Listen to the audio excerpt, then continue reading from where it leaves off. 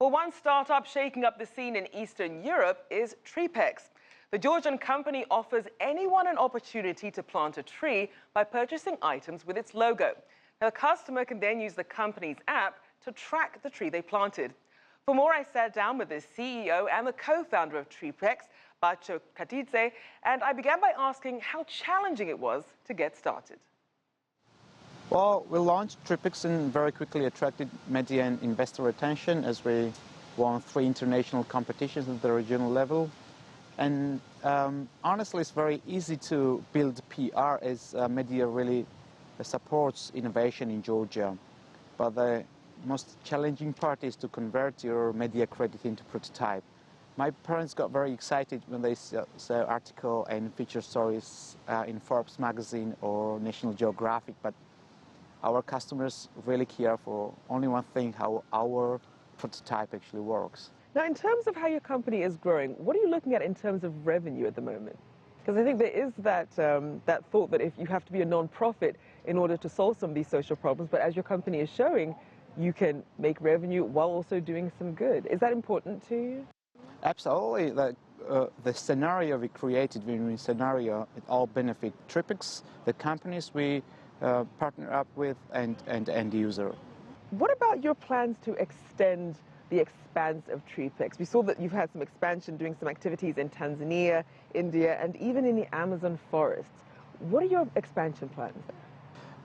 We started tree planting activity in Georgia, the country where I grew up and developed Treepex. And now we see it's time to go global and plant trees in every corner of the world in different parts. We know how to innovate tree planting, but we cannot physically go to every corner and plant trees.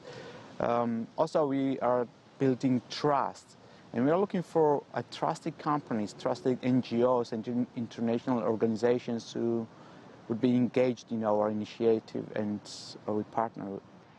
Now, you're constantly innovating and upgrading the Treepex app. What are some of the new features that people are getting excited about?